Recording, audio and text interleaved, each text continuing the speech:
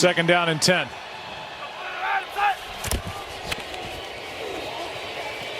Good protection, aired out. Valdez-Scantling dropped it. Here they come again. There's a flag down at the line of scrimmage as the pass is to an open Travis Kelce, who flings it back over to Tony.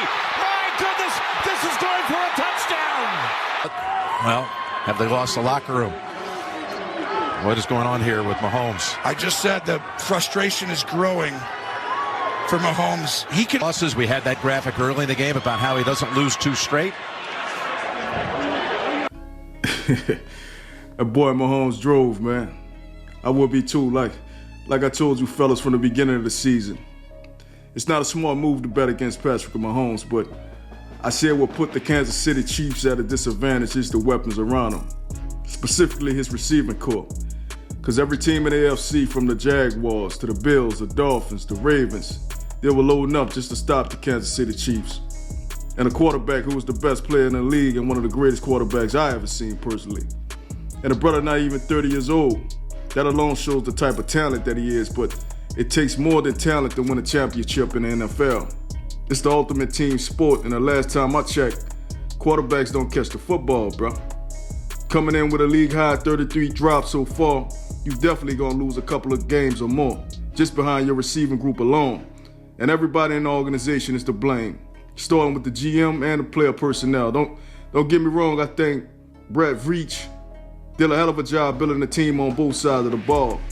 First, from building one of the best offensive lines in the league to protect your most valuable player, to building a young defense that statistically is the best Patrick Mahomes ever played alongside. But where they drop the ball at is in the skill positions. No doubt, no question of receivers. I think them winning the Super Bowl over the Eagles last year got the Chiefs a little overconfident. Even a little cocky since they seen Patrick Mahomes work magic with an average receiving squad.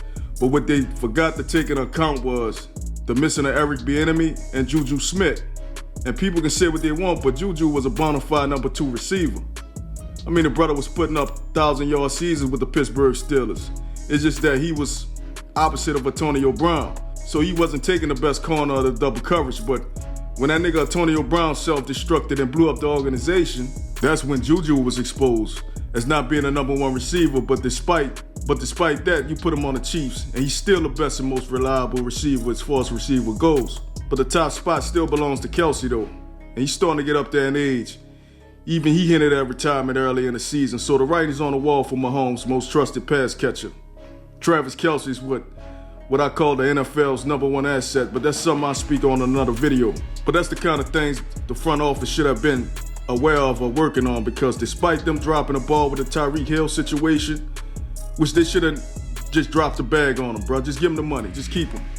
You just don't break up a generational talent like that, at receiver and at quarterback like that. Tyreek Hill and Patrick Mahomes is like a Steph and Kevin Durant when he was on Golden State. You just can't replace those type of players. And Kansas City had these drop balls problems since the beginning of the season. They even fucked up a chance to get D-Hop, or a decent veteran at least, in the trade deadline. As I said before, it's their overconfidence and arrogance that's causing them to lose games. And the playoffs right around the corner, so the stakes just keep getting higher. And what you think will happen for low IQ receivers in high pressure situations? Rich kind of guy, but more eyes on the quarterback now. 25, Mahomes hit as he throws, incomplete, trying to get it to Rashee Rice. 65, but he plays hard and he's got a lot of good diffs. Second and 12, and that goes through the fingertips of Valdez-Scantling. Gonna run it or pass it. Mahomes in trouble. They've got him by the leg. Wouldn't go down, and it's dropped by McKinnon. His field goal range, Mahomes, plenty of time, looking in the middle. It's dropped again by Tony. This nigga Tony, bro. And this the trip part. He's supposed to be your number 1 receiver. Good luck with that. And that brings on my second point in the loss of Eric Bieniemy. With the exception of Juju Smith leaving, all the other receivers are the same from last year. I mean, you have Rice, the rookie, but Sky Moore, Valdez-Scantling, Tony, Justin Watson. You'll think they'll be better as a unit and on the same page as Mahomes. And they said Bieniemy was hard.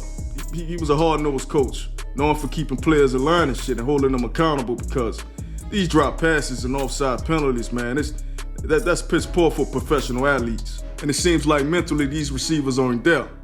And instead of playing on the field, they playing a game in their mind, which causes them to make crucial mistakes at crucial moments. Like I said, man, with the playoffs right around the corner, it's going to be tough for Mahomes to advance. Now, for the first time in his career, he had to carry his team on the road with a bunch of unreliable receivers.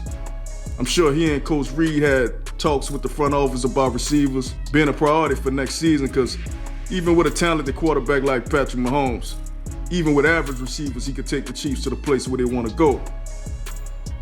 But we'll see, man. But for sure, I'll be with y'all next time.